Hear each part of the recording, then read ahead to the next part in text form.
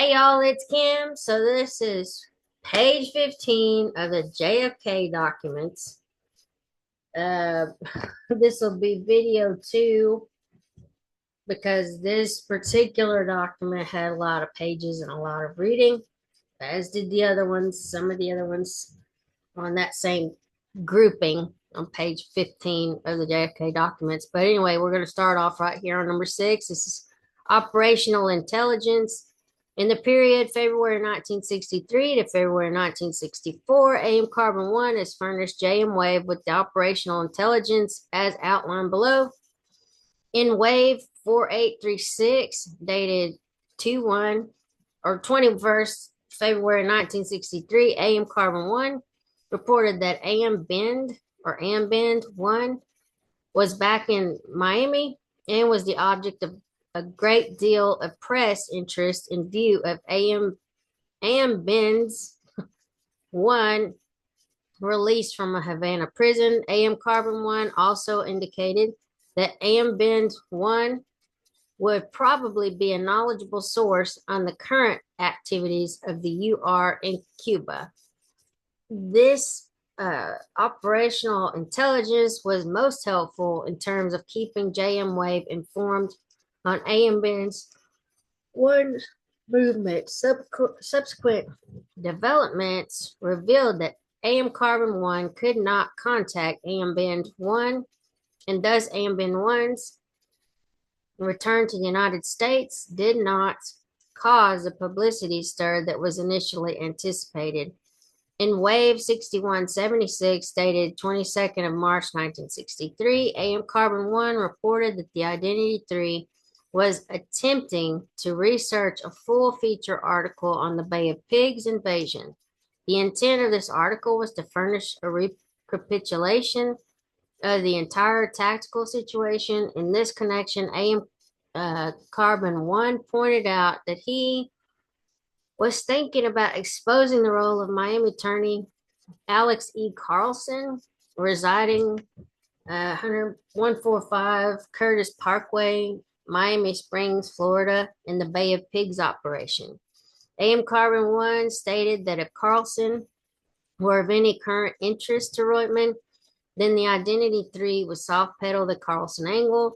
Reutemann advised AM Carbon 1 that he had no interest in Carlson, but knew of him and was of the opinion that Carlson was a sound and honest attorney.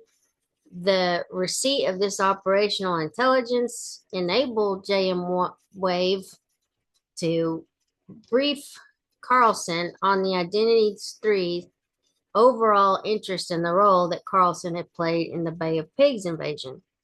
This briefing, in turn, enabled Carlson to more adequately prepare himself for a meeting with AM Carbon 1. While AM Carbon 1 did attempt to pursue this Bay of Pigs story, he never did put anything into print as the story was overtaken by other developments before AM Carbon 1 could finish his research. In Wave, I think it's 0904, dated 9th of July 1963, AM Carbon 1 advised JM Wave that Mr. Trevor Armbrister, an associate editor for the Saturday Evening Post, was in Miami during July of 1963 attempting to research a story regarding the possibility that strategic missiles were hidden in Cuban caves. This information enabled JM Wave to keep headquarters informed on sensational type articles which might be appearing relative to Soviet missiles in Cuba.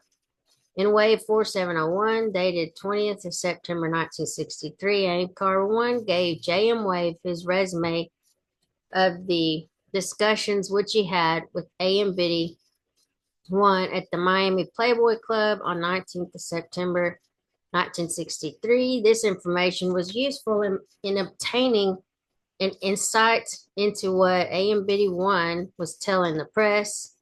In Wave 5661, dated 10th of October 1963, AM Carbon 1 reported on a discussion that he had on 10th of October 1963 with AM Biddy's 1 public relations man, This operational intelligence was useful in terms of keeping Cubark advised as to what AMBD1's representatives were telling the outside world about their operational activities. In Wave 6910, dated 31st of October 1963, AM Carbon 1 informed JM Wave about the flood of telephone calls which were being received at the Identity 3 relative to so-called Cubark vessels, which were located in South Florida waters.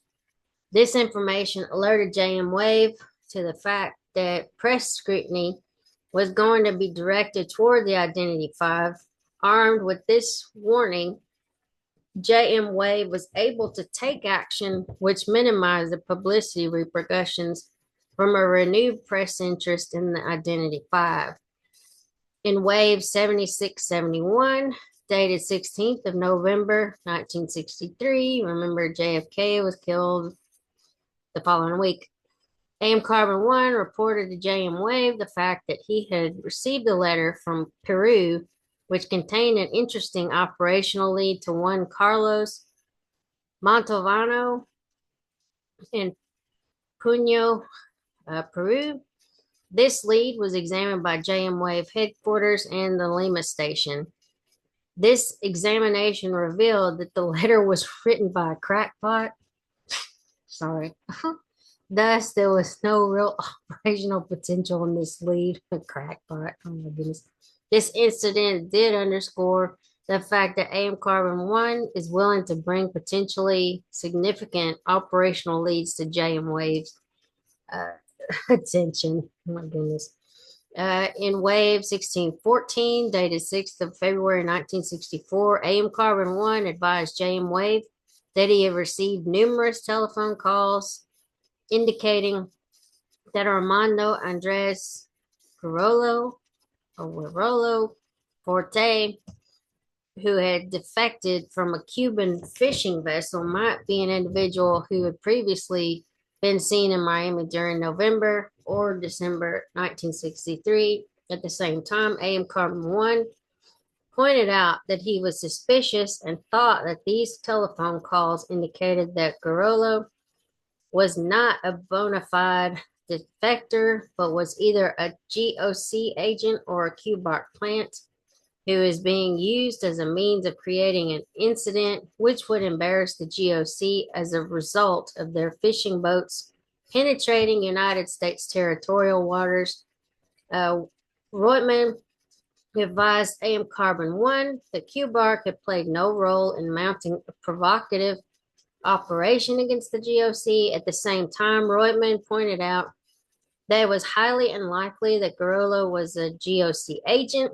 As a result of this conversation, arrangements were made for JM Wave to check out certain aspects of the Guerrero story. At the same time, AM Carbon 1 was prevailed upon not to write a story which might lead the public to speculate on whether Guerrero was an agent or a plant in a propaganda play designed to embarrass the GOC. A propaganda outlet, AM Carbon 1, has been used successfully during the period covered by this report as a propaganda outlet through which items of interest to Cubark could be surfaced in the free world press. Examples of how AM Carbon 1 has been harnessed in this field are outlined below.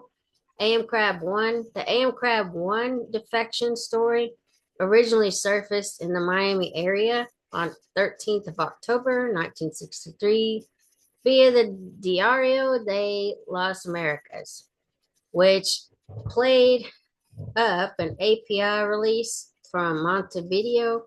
The API Montevideo story highlighted AM Crab 1's information relative to GOC activities in Uruguay. The story in the Diario de las Americas had an extremely limited impact on Spanish readers in the Miami area. As a result, it was decided to do a series of feature stories on AM Crab 1, pointing up the fact that AM Crab 1 was typical of the veterans of the Granma I think it says Grandma Expedition, who felt they had been betrayed by Castro and had been relegated to positions of obscurity once the revolution had put Castro in power.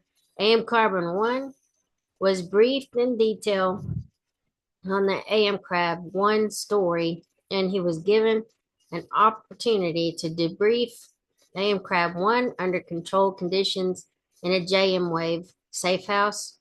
After completing his debriefing, AM Carbon 1 wrote a series of feature articles on AM Crab 1. The first article in this series received front page headline play. The series of articles on AM Crab 1 were well written, and they provided an excellent peg for JM Wave to mount a replay operation via other propaganda assets. AM Carbon 1's story on AM Crab 1 was picked up by UPI, API, and others, and it was played throughout Latin America.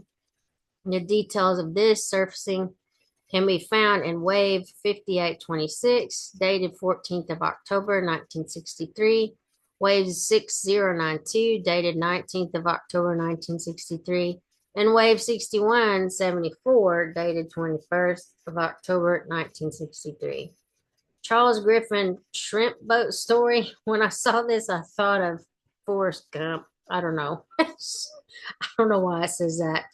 I say on 26th of February, 26th of February, 1964, JM Wave learned that when Mr. Charles Griffin's sons went to Cuba to reclaim the hijacked shrimp boat, Johnny Reb, they found that selected items were missing from the boat when it was turned over to him. It was believed that this information will make a good human interest story, which JM Wave assets could use to counter GOC propaganda claims that United States officials had stolen items from the Cuban fishing boats, which had violated United States territorial waters. In view of this opinion, a steering tip was given to AM Carbon 1 to have the Identity 3 representative in Key West interview Mr. Griffin. This interview was carried out, and an article outlining the points which were of interest to JM Wave was published in the 27th February 1964 edition of the Identity 3. LAYC story, the March 1964 LAYC meeting in Santiago, Chile was not receiving appropriate coverage in the South Florida newspapers. As a result, Reutemann contacted AM Carbon 1 on 5th of March 1964 and suggested that the LAYC meeting was a story which the Identity 3 should pursue. AM Carbon 1 was grateful for this steering tip, and he assigned the task of preparing the story on the LAYC to one of the members of this or his staff. A story on the LAYC subsequently published in the 6th of March 1964 edition of the Identity 3. Comic copies of the article cited in the subparagraphs A through C above are attached for headquarters information. Positive intelligence attempts have been made to obtain disseminable positive intelligence from AM Carbon 1 during the period covered by this report.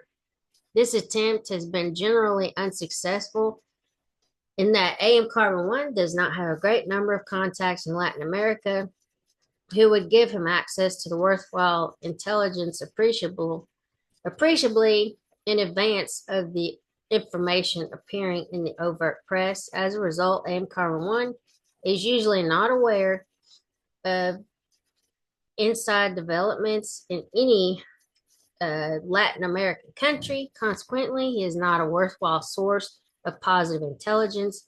As a matter of fact, AM Carbon 1 is less valuable as a source of positive intelligence than most journalists. This is attributable solely to his lack of long-standing contacts in the Latin American political scene. It is believed that AM Carbon 1 will ultimately overcome this shortcoming. Thus, we will continue to attempt to harness him for the collection of positive intelligence. Is this comment? In the period covered by this report, AM Carbon 1 has been found to be a straightforward individual who's honest, cooperative, and who understands the need for security. Our relationship also indicates that AM Carbon 1 is an accurate reporter of that information, which he passes to Q-Bar. In view of this, JM Wave plans to continue to harness AM Carbon 1 in the same manner that he has been used in the past. It is believed that our relationship with AM Carbon 1 enhances our ability to conduct our operational mission in a secure manner. In addition, this relationship tends to minimize the possibility that JM Wave might have difficulties with the media outlets in South Florida area. As a result of our continuing relationship with AM Carbon 1, a special activities report will be forwarded at appropriate intervals. And it says it is requested that a 201 number be assigned AM Carbon 1 and the JM Wave be advised of the number in the end of dispatch. And then this is an article. It says Latin Youth from the Miami Herald. This is Friday, March 6, 1964. Latin youth group in Chile organized by a Cuban Red. So I guess somebody that's a communist. It says a small but significant communist dominated Cuban inspired Latin youth group convenes Monday in Santiago, Chile. About 400 representatives of Latin American youth organizations, for the most part communist oriented, are expected to attend the second Latin American Youth Congress. It has an interesting anatomy, and whether by design or accident, both its timing and locale have political significance. Chile is one of 5 Latin countries which still maintains diplomatic relations with Cuba. It also is considered the one most likely to vote communist. Presidential elections will be held in September. A leading contender is Salvador Allende, candidate of the communist-controlled Popular Action Front, the FRAP. Allende lost by 35,000 points in 1958 to outgoing President Jorge Alessandri. A provincial election to name a national deputy will be held next week, a day after the Youth Congress closes. Outcome of the election may provide an indication of which way the country will go in September. Principal organizer of the Youth Congress is a 30 to 45-year-old Cuban communist named Joaquin Mas Martinez. A U.S. official describes him as one of the brainiest of the Castro followers. I think that's what that says. Mas stepped in last fall when the Congress, originally scheduled for July of 1963, faltered. Cuban exile groups claim he gets his instructions from the Congress or for the Congress directly from Moscow. Mas, a former president of the School of Social Science at the University of Havana and now vice president of the university's Student Federation, arrived in Chile in September. He quickly organized the International Preparation Committee for the Congress. National preparation groups began to sprout up in other Latin countries at the same time. Chilean authorities ordered him expelled several times as a foreign agent. Each time, Communist and Socialist Party officials intervened on his behalf. Mas left Chile November 20th for Brazil, Bolivia, and Venezuela, where he conferred with other communist leaders, then went on to Prague and Moscow. He returned to Santiago December 26th. He was met at the, hold on, will it cut off? Anyway, it cut something off here. Country, this time Chilean Interior Minister Dr. Sortero del Rio intervened and Moss came back. But for Moss, the Congress may not have come off. It is an outgrowth of the first what first? I guess I think they're supposed to say Latin American Youth Congress held in Cuba in 1960. It was there the Cuba something, basically something about Cuba see Yankee no. So anyway, I'll put this in the link and then you can look it up if you so choose. And then these are identities. Okay, so it says the Miami News. Number 2 is the Sunland Training Center for, I won't use that word because that's not very nice, but we'll just say disabled children. And then it says 3, because it kept saying identity 3. So the Miami Herald. 4 is Latin American editor. And then number 5, because it mentioned that up there in the other documents, is LEDA. So anyway, that is the last one for page 15. We got to 15. My goodness, we finally got it finished because that took forever because I had a bunch of multiple page documents throughout that section.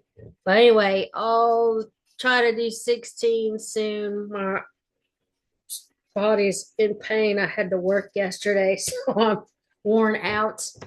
A lot of heavy lifting at work. But anyway, I will talk to y'all later.